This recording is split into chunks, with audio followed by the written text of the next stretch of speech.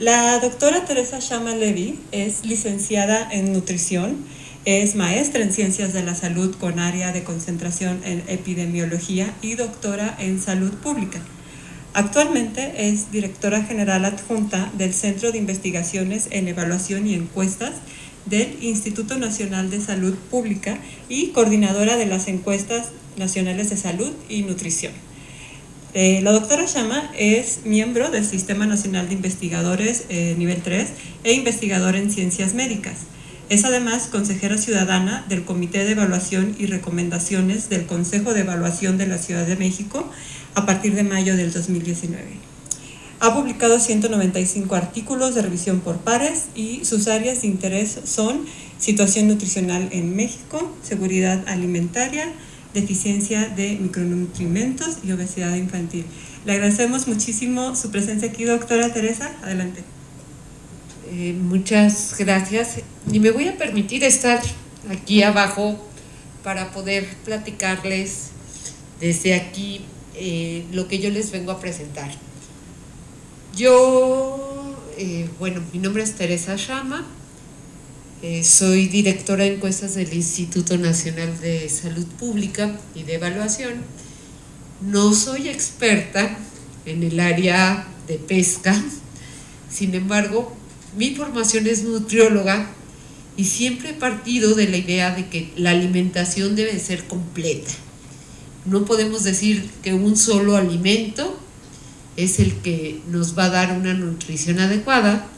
Y me han pedido el día de hoy de folletos que les hable del tema de malnutrición en México y el potencial de la pesca en la construcción de sistemas alimentarios más saludables.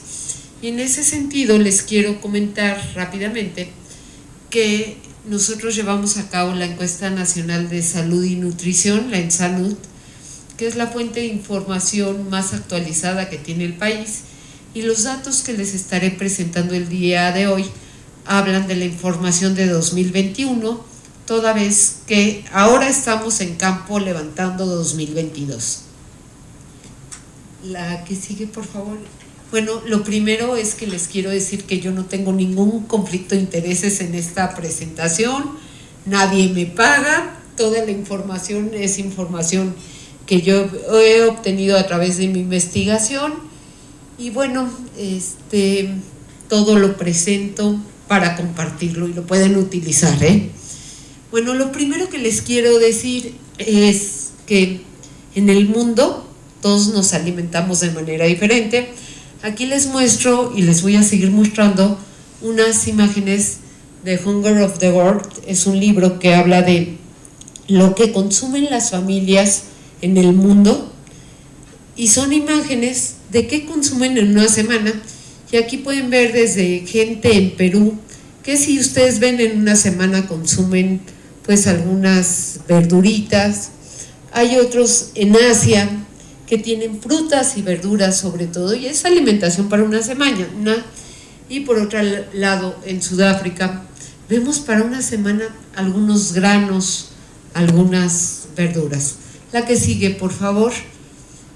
Pero en el otro lado tenemos todo el consumismo, y aquí pueden ver qué pasa con Estados Unidos, Londres y hasta llegar a México. Y la que sigue, aquí actualicé un número que no estaba actualizado y ya no lo pude poner, pero esta es una familia en Alemania y vean su consumo para una semana y gastan alrededor de 400 euros, y yo me equivoqué cuando vertí los euros. Estos 400 euros son alrededor de 8,200 pesos, no 420, es un error. Pero vean, tienen cierta variedad de frutas, verduras, carnes, no alcanzo a ver si hay pescado ahí de por medio, sí, y bueno, cerveza, por supuesto, en la alimentación familiar, ¿no? La que sigue, por favor. Aquí vemos una familia en Chad, es un campo en Abu Bakr de Beijing, y el gasto de alimentos, ven que acaba siendo en francos suizos 1.23 para una semana, porque hay inclusive el trueque todavía. Y la que sigue, por favor, y esta es la triste realidad de lo que nos sucede en México. En México, una familia en una semana sí consume frutas, verduras, pero por otro lado, tenemos ese veneno negro hasta atrás, que por lo menos uno diario, hay leche, aceite, pan y pues muy poco alimento de origen animal, o como podría ser la carne, el pescado, el queso, etcétera. Hay huevo, que es base de nuestra alimentación. La que sigue, por favor.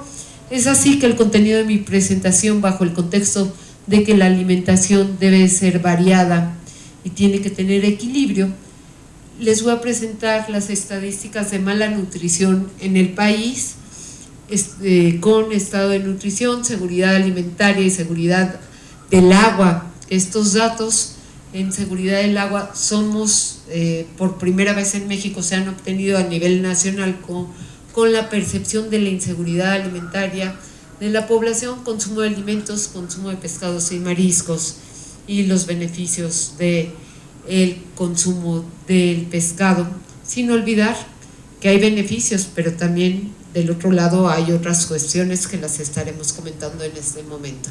La que sigue, por favor. Y bueno, en México vivimos una triple carga de mala nutrición. Y en esa triple carga, por un lado, está la desnutrición, que es un problema todavía de salud pública, en donde la desnutrición lleva consigo un crecimiento inadecuado, infecciones y muerte, capacidades cognitivas deficientes en los niños, hay un desarrollo deficiente, retraso en el ingreso a la escuela, poco rendimiento y pobre desempeño escolar, lo que disminuye el potencial para conseguir ingresos en la vida adulta. La que sigue, por favor. Por otra parte, esta es la primera carga de mala nutrición. La segunda es el hambre oculta. Y el hambre oculta de lo que habla es de deficiencias de micronutrimentos. Cualquiera de los que estamos aquí, si yo les hiciera una prueba en este momento, podría tener anemia sin que lo sepa. Por eso se habla que es una deficiencia oculta, y en niños es mucho más grave, porque muchas veces decimos, bueno, son estos niños que están hasta atrás en la escuela, que no ven bien, de repente decimos no ven bien, y a lo mejor lo que padecen es anemia.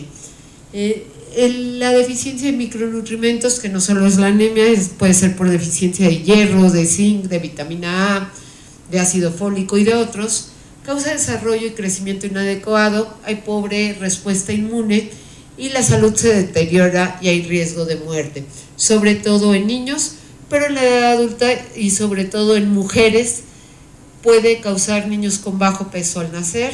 Y bueno, este es un ciclo, ¿no? Una madre desnutrida, que puede ser por deficiencia de micronutrientes, puede llegar y tener un niño con bajo peso, el niño con bajo peso tener desnutrición, este niño no tiene las mismas posibilidades a futuro en la vida. Y una cosa, ojo, un niño desnutrido tiene un 92% de probabilidad de ser obeso en la vida adulta. Entonces, esta es la segunda causa de la triple carga de mala nutrición. Y la tercera, en el cual México ocupamos un deshonroso, la que sigue, por favor, casi primero o segundo lugar de acuerdo al grupo de edad que estamos hablando, es el sobrepeso y la obesidad. El sobrepeso y la obesidad a corto plazo causa problemas cardiovasculares, infecciones y baja autoestima. Por ejemplo, esta imagen que tenemos del niño que chiquito era un niño con obesidad y se les estigmatiza y crecen con esto, que puede ser un niño simpático. En la vida futura puede tener muchos problemas que van desde la punta del pelo hasta la punta del pie. Ya en edades tempranas, cada vez más temprano, encontramos que en los niños de 11, 12 años ya tienen problemas de hipertensión arterial o problemas ya cardíacos. Y bueno, no hablemos de los adultos con problemas cardíacos a los 40 años, tienen menor probabilidad de sobrevivir que a una persona que le da un infarto a los 60. A largo plazo causa obesidad, diabetes, hipertensión y otros desórdenes metabólicos que en general la obesidad, lo que nos hace, la obesidad no es tanto por estética, sino es por salud, ¿sí? Lo que tenemos que estar cuidando es nuestra salud, puesto que esta se asocia en general pues con consumos y estilos de vida inadecuados. La que sigue, por favor. Las tres condiciones están relacionadas y comparten causas en común. Una alimentación inadecuada, ya sea desnutrición, el hambre oculta, el sobrepeso, la obesidad. Y bueno, esto incluye cuestiones desde la alimentación en el hogar hasta la manera en la que se accede y cómo se decide qué alimentos seleccionar. Si ustedes piensan cómo seleccionamos los alimentos, puede ser porque en casa así lo hacían cuando yo era chica, pero por otro lado porque he adquirido patrones. Yo, por ejemplo, era de las que en la oficina me sentaba a comer con la computadora, ¿no? Y no me paraba a comer. Entonces, ¿qué comía? Pues galletas. Eso fue causándome que fuera aumentando de peso. Entonces, es qué acceso tenemos, qué hemos adquirido. Y bueno, lo extendemos en las comunidades y a lo largo de toda la vida. Por ejemplo, yo tengo muy marcado, y cualquiera de ustedes puede tenerlo. Mi abuelo decía, desayuna como rey, come como príncipe y cena como mendigo. Iba a decir verdugo, perdón. Pero como mendigo. Y es eso, ¿no? Hay que desayunar mucho mejor porque podemos estar en movimiento. Ya al mediodía, estar limitando mayor el consumo, y en la noche pues ya nos vamos y nos dormimos, ¿no? Ya no nos movemos, y esto también causa desórdenes. Lo que sigue es así que les voy a hablar del estado de nutrición de la población mexicana. La que sigue, y en primer plano les voy a hablar de la desnutrición en los niños menores de 5 años. Esta es la serie de encuestas nacionales de salud y nutrición, en donde contamos con información desde el año 1988 hasta el año 2021, y en los niños menores de 5 años estamos viendo que en 88 el problema de la baja talla alcanzaba a casi el 27% de los niños a nivel nacional. Desde entonces y hasta el día de hoy, en 34 años, la talla baja se ha disminuido a 12.6, pero quiero llamar su atención en las barras del año 2012, en donde de 2012 a 2018-19 se estabilizó el decremento en la baja talla. La baja talla es el crecimiento, y luego por eso vemos niños que nunca crecen en su carril de crecimiento normal. Los nutriólogos decimos que el sexenio de 2012 a 2018 fue el sexenio perdido en cuanto a nutrición. No se hizo nada. Ustedes ven que venía bajando de 26.9 a 13.6, pero ya ahí se estabilizó, y al periodo actual tenemos 2021, porque la salud ya es de manera continua, cada año obtenemos información. En los otros indicadores ha habido cierta disminución, con este patrón también que hay de estabilización, no ha habido reducciones. Y por otra parte, ya encontramos en niños el problema de sobrepeso y obesidad en niños menores de 5 años. Son muy bonitos los niños gorditos o que tienen obesidad, no quiero decir niños gorditos, sino con obesidad. Sin embargo, y cuando decimos hay 7.8, un 8%, decimos pues es poco. El problema de la desnutrición aqueja a 1,5 millones de niños menores de 5 años y de sobrepeso a 1 millón de niños. Entonces estamos con un problema muy grave en el país. La que sigue, por favor. Cuando esto lo comparamos en medio rural y urbano, vemos que el problema de la baja talla es mucho mayor en zonas rurales, y bueno, el problema del sobrepeso y la obesidad en zonas urbanas. La que sigue, por favor. Y bueno, por otro lado, y la cara opuesta es México que lo adoramos, pero no deja de ser un México en el cual está creciendo el problema del sobrepeso y la obesidad. La que sigue, por favor. La obesidad es la principal causa y factor de riesgo para la aparición de enfermedades crónico-degenerativas, es prevenible en su mayoría, puesto si cambiamos nuestros hábitos podemos mejorar y reducir el problema del sobrepeso y la obesidad. Las complicaciones más severas se presentan en las edades más tempranas, porque ustedes van a ver ahorita, les voy a presentar qué pasa con los escolares, adolescentes y adultos, cómo va creciendo este problema. Y bueno, entre más temprano lo adquirimos, adquiere un mayor costo para el sistema de salud, en el cual el sistema de salud ya no puede atender los problemas de sobrepeso o obesidad y sus causas asociadas. La que sigue, por favor. Es así, no quiero, aquí les presento toda la serie, presento a partir de 99, porque en la encuesta de 88, pues solo se hablaba del problema de desnutrición, no se tenía datos de escolares, pero quiero llamar su atención, está por hombres, mujeres y a nivel nacional, todos los numeritos en rojo, y es así que ha crecido el problema de sobrepeso y obesidad en escolares, alcanzando a casi, iba desde el 26% ahora al 37.4%. Este es un problema grave que va en crecimiento, casi 4 de cada 10 niños en edad escolar lo padecen, y siempre se ha documentado que es mayor en hombres que en mujeres. La que sigue, por favor. Y bueno, esto es nada más para 2021 entre zonas urbanas y rurales. Vemos que el problema es mayor en zonas urbanas que en rurales. Sin embargo, si ustedes ven la brecha en hombres, se está disminuyendo la diferencia, aún y que es significativa en el cambio entre rurales y urbanos. Vemos que en los niños, en los hombres, el problema, ya la brecha se está disminuyendo y alcanza a nivel nacional en zonas urbanas hasta el 40% y en rurales al 30%. La que sigue, por favor. Estos son los datos en adolescentes, también les pido que vean los numeritos rojos, y en los adolescentes lo que estamos encontrando es que es un problema gravísimo, está alcanzando prevalencias de alrededor del 43%, y aquí si ustedes ven los números así a detalle, vemos que ya entre hombres y mujeres no hay diferencias, el problema es similar. Y la que sigue, por favor. Si vemos esto nada más por zonas urbanas y rurales, estamos viendo que cada vez la brecha entre urbanos y rurales se está disminuyendo cada vez más. La que sigue, por favor.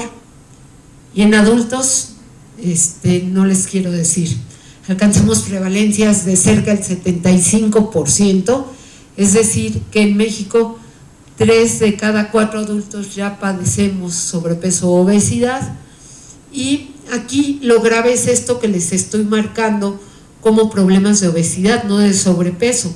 Ya está en obesidad nivel 1, 2 y 3, en donde aquí solo les estoy comparando 2012 con 2021, el problema en mujeres es gravísimo, hay una reducción del sobrepeso a costa de que está aumentando la obesidad, o sea, se disminuye el sobrepeso pero aumenta la obesidad.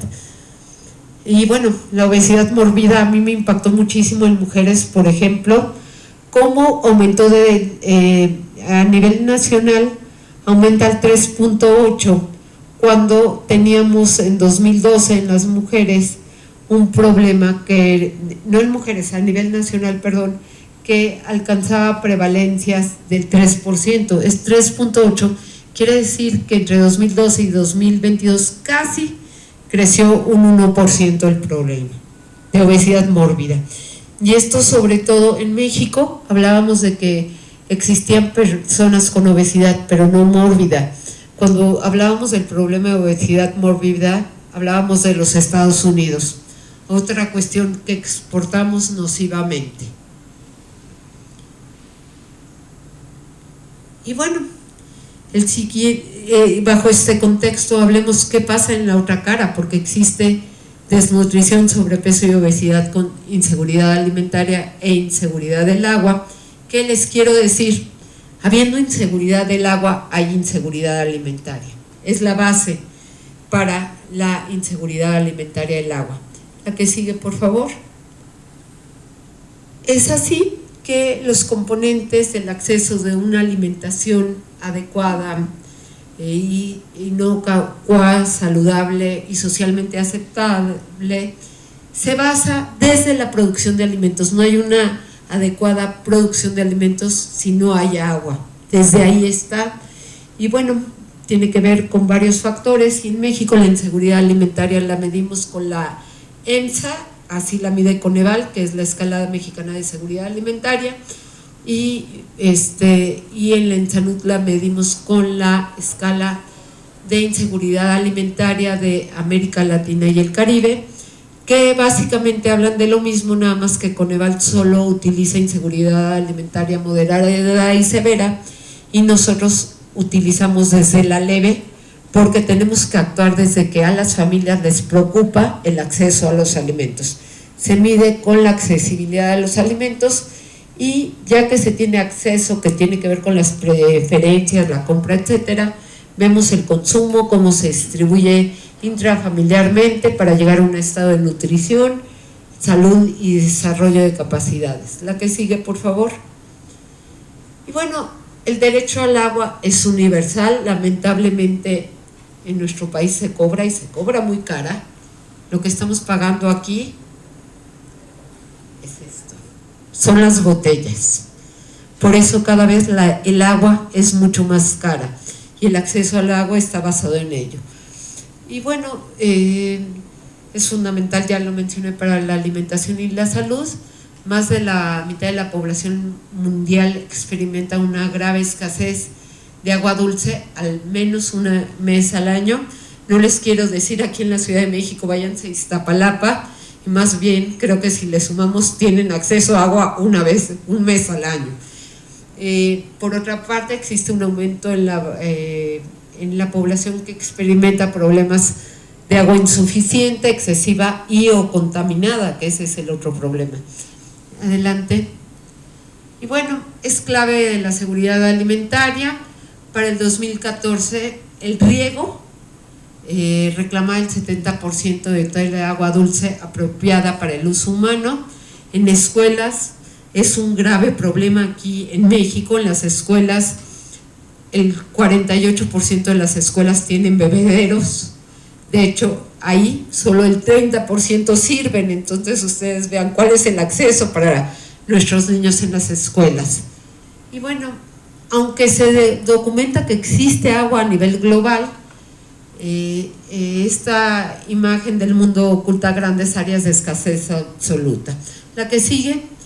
Es así que por primera vez en México medimos HWIS, que es por sus siglas en inglés, que es Household Water Insecurity, es de Experience, gracias. Sí, y bueno, ¿qué mide esta escala? Es percepción, pero es cómo perciben las familias la preocupación por falta de agua, interrupción de suministros, lavado de ropa, cambio de planes, porque puede haber cambio de planes si no llaman una pipa, preparación de alimentos, lavado de manos, bañarse, agua para beber, la molestia, durmió con sed, agua no recomendable y vergüenza porque no hay acceso al agua y lo niegan.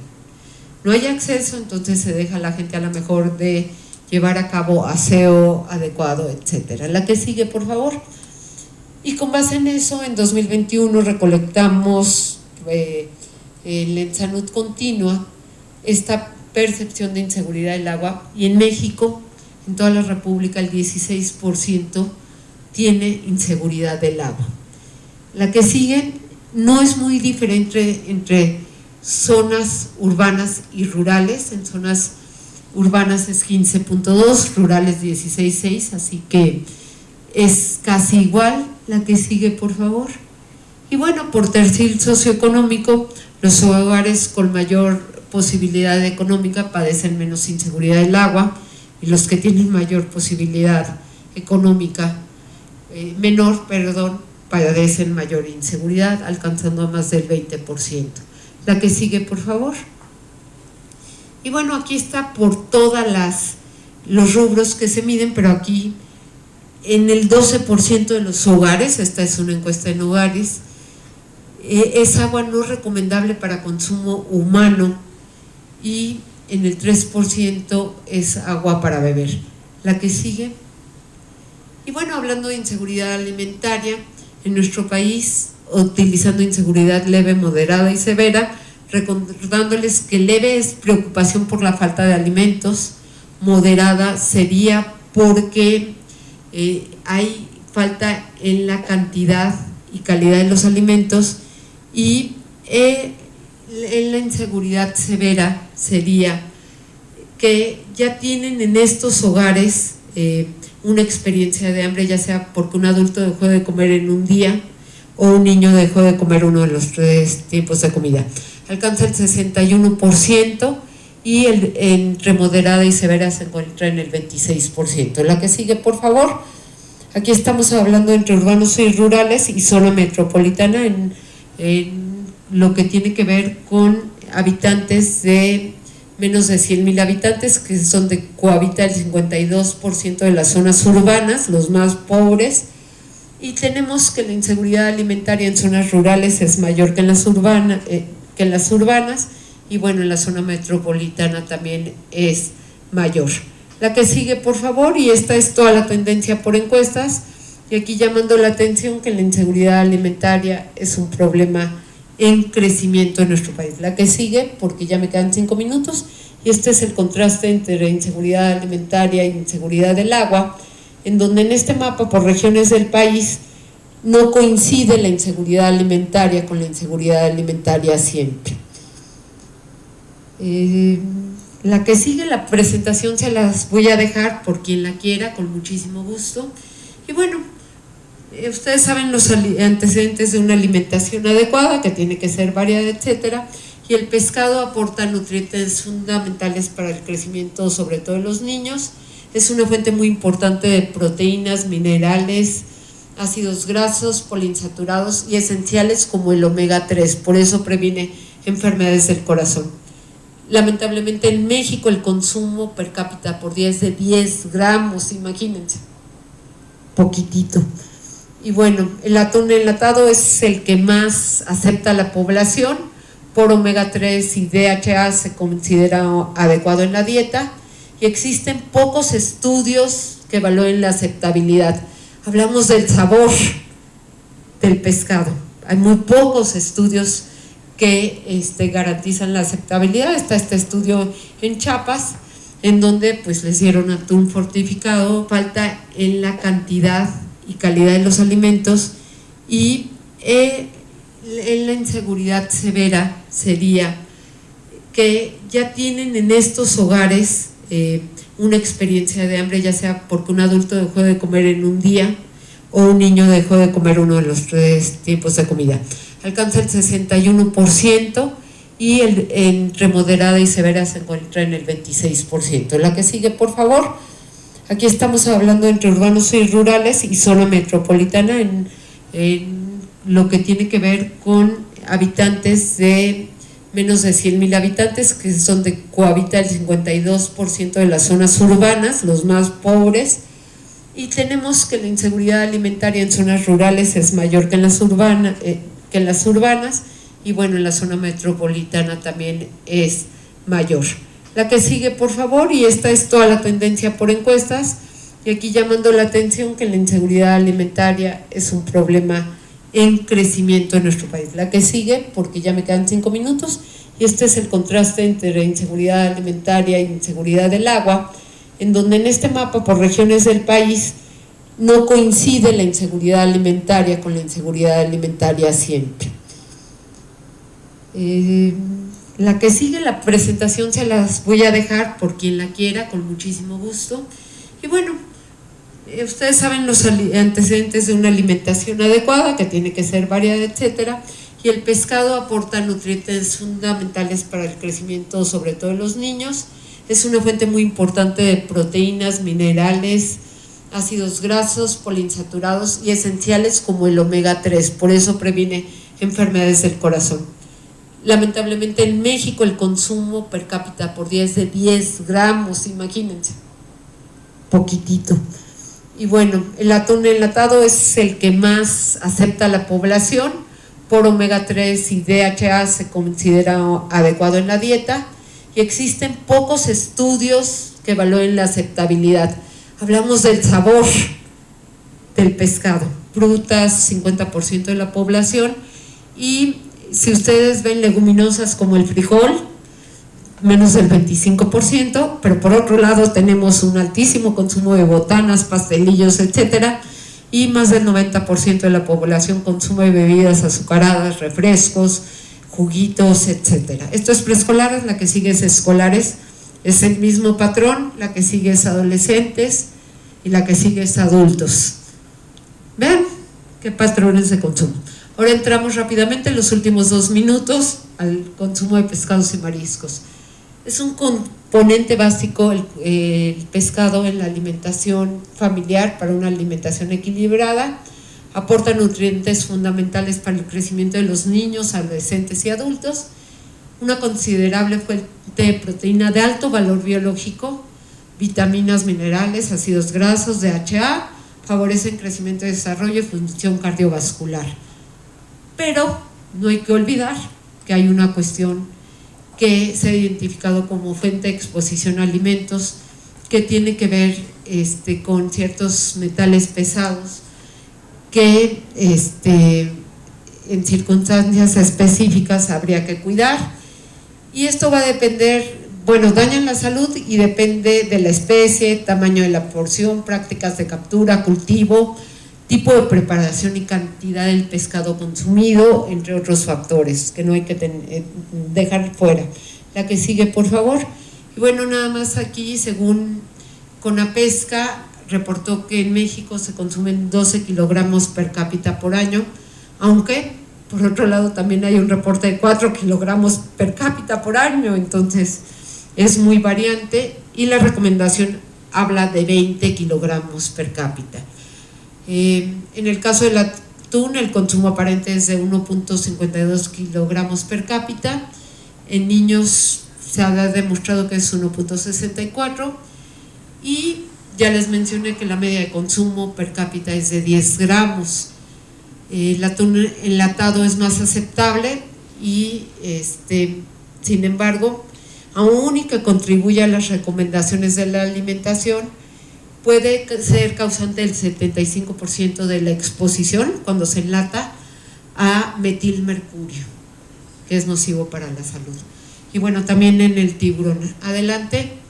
Y bueno, el bajo consumo de pescado en México se relaciona con gustos, preferencias, alto costo, baja disponibilidad, dificultades para preparación, y su consumo es recomendable porque se podría reducir la carencia nutricional y mejorar el perfil de la alimentación con proteína de alto valor biológico si se consumiera. Lograr un impacto positivo en la población. La que sigue, por favor.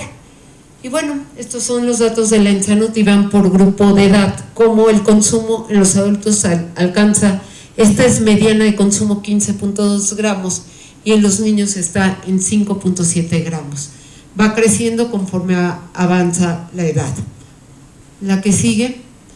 Y ya casi para terminar, los beneficios es que es cardioprotector, hepatoprotector, protege al hígado, previene malnutrición, y las inmunoglobulinas actúan como defensa ante infecciones virales y bacterianas. Sería muy recomendable su consumo. La que sigue.